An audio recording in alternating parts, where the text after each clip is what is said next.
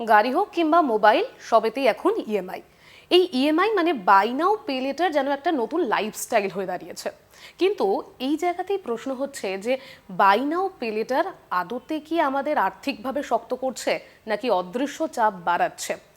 এই জায়গায় দাঁড়িয়ে আপনি স্বাভাবিকভাবে প্রশ্ন করতেই পারেন যে তাহলে লোন তো নেব, কিন্তু তার বদলে যাতে অসুবিধা না বাড়ে সুবিধার বদলে, সেটা মাথায় রাখতে হবে। সেটা জানবো, কারণ এই মুহূর্তে আমাদের সঙ্গে উপস্থিত রয়েছেন ফিনান্সিয়াল অ্যাডভাইজার সুরজিৎ কালা। তার কাছেই যাব সরাসরি।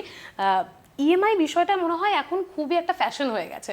তো সেই জায়গাতে আমি বলছি আমার এক্সপিরিয়েন্স থেকে, আমার বন্ধু বান্ধব প্রচুর জনকে দেখি যে একটা মোবাইল, একটু দামি মোবাইল কিনতে ইচ্ছা করছে, হ্যাঁ ইএমআই করে নিন, একটা তো ইনকাম আছেই, দিয়ে দেবো প্রত্যেক মাসে। কিন্তু এই জায়গা দাঁড়িয়ে এই যে বাই নাও পে লেটার বিষয়টা, এটা অ্যাকচুয়ালি কি একটা আর্থিক ফাঁদ? আপনি কি মনে করেন?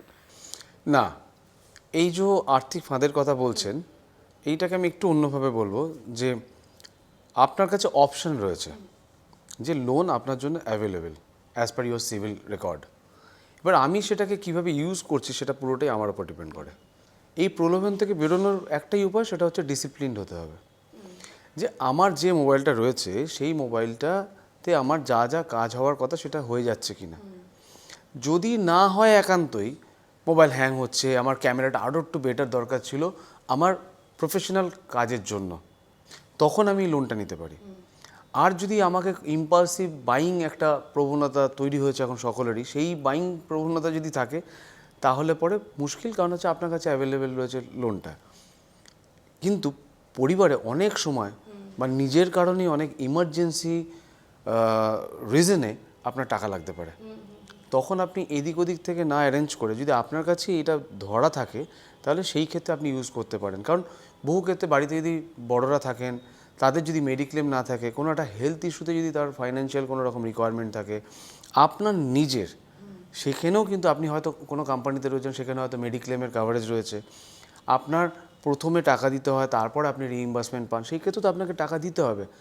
আমি ফর দ্য টাইম বিং একটা কিছু কিনে ফেললাম লোনের মাধ্যমে, কিন্তু পরে যখন আমার এরকম কোনো সিচুয়েশন অ্যারাইজ হলো তখন আমি সেটাকে অ্যাভেল করতে পারলাম না। অতএব আমি বলবো যে এই ক্ষেত্রে নিজের বিবেচনাটা খুব ইম্পর্ট্যান্ট। তবে আমি একটা কথা বলি, এই জেনারেশন, আমার মনে হয়েছে, আমি 23 ইয়ার্স এই ইন্ডাস্ট্রিতে রয়েছি, আগের যারা এই বিলো 30 ইয়ার্সে যারা ছেলেমেয়েরা ছিল, তাদের থেকে এই জেনারেশন অনেক বেশি ইন্টেলিজেন্ট। তারা জানে what to do, what not to do.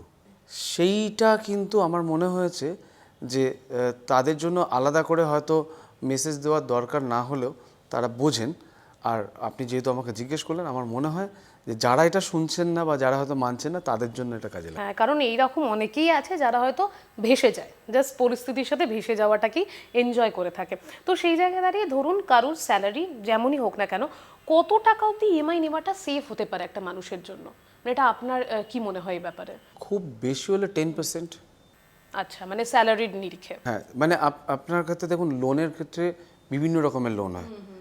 প্রথম লোনটা যদি আপনি বলেন যে আমার বাড়ি নেই, আমার বাড়ি করতে হবে, তাহলে হোম লোন, সেটার পার্সেন্টেজ তো ব্যাংক থেকেই ডিসাইড করে দেওয়া হয় যে মোটামুটি আপনার যা রোজগার তার 50% অবধি যদি আপনার মানে লোন ক্যাপাসিটি থাকে, মানে হচ্ছে ধরুন ফর এক্সাম্পল আপনি 40 লাখের একটা ফ্ল্যাট কিনবেন, তাহলে আপনার ইএমআই আসবে 38 থেকে 40,000-এর মতন। এবার আপনার ইনকাম তাহলে হতে হবে 80 থেকে 90,000 টাকা, তবেই ব্যাংক সেই লোনটা দেবে। অতএব এটার মানে কিন্তু প্রায় 50% আপনার লোনেই চলে গেল। সেটা হচ্ছে হোম লোনের ক্ষেত্রে, যে আমার বাড়ি নেই, আমার লাগবে। কিন্তু এর পরের যে লোনগুলো, পার্সোনাল লোন ফর মানে ঘুরতে যাওয়া, গাড়ি বা মোবাইল বা টিভি ফ্রিজ, এইগুলোর ক্ষেত্রে যে পার্সেন্টেজটা বলবো সেটা ম্যাক্সিমাম 10% হওয়া উচিত। বাট এবার যদি আপনার বাড়িতে টিভি হঠাৎ করে খারাপ হয়ে যায় বা ফ্রিজ খারাপ হয়ে যায়, তখন হয়তো আপনাকে একটুখানি ওভারবার্ডেন নিতে হবে, সেটা কিছু করার নেই। বাট আইডিয়ালি উচিত 10%-এর উপরে নয়। আচ্ছা, এই যে ইএমআই নেওয়ার ক্ষেত্রে কি আমাদের কিছু কিছু টার্মস অ্যান্ড কন্ডিশন বা যেগুলো মাথায় রাখার দরকার রয়েছে, সেই রকম কি কোনো কন্ডিশন রয়েছে যেগুলো হয়তো আমরা না বুঝেই ইএমআইটা নিয়ে নিচ্ছি? না দেখুন, এখন তো যে লোনগুলো সাধারণত হয় সেগুলো এই অল্প দিনের লোনগুলো 0% ইন্টারেস্টে থাকে, বা একটু বেশি দিনের জন্য হয়তো কিছু পার্সেন্টেজ থাকে।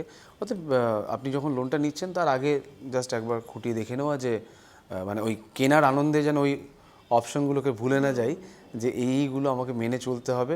এবং এরকম আমি যদি একটা ইন্টারেস্ট রেটে আমি এই প্রোডাক্টটা কিনে ফেলি, একটু আমি অন্য একটা দোকান থেকে বা অন্য একটা কোম্পানির সঙ্গে একবার যদি বার্গেন করে দেখতে পারেন একদম, মানে যদি একটু একটুখানি কম হয়। সময় নিয়ে সিদ্ধান্ত নেওয়া। Exactly. Thank you so much আপনাকে। এবং আপনাদের উদ্দেশ্যে যেটা বলার সেটা হচ্ছে ইএমআই আমাদের অনেক স্বপ্নকেই পূরণ করতে সাহায্য করে ঠিকই, তবে অযাচিত ইএমআই যেন আপনার ভবিষ্যতের স্বপ্নগুলোকে বিপদে না ফেলে, তার জন্য সচেতন হয়ে সিদ্ধান্ত নিন।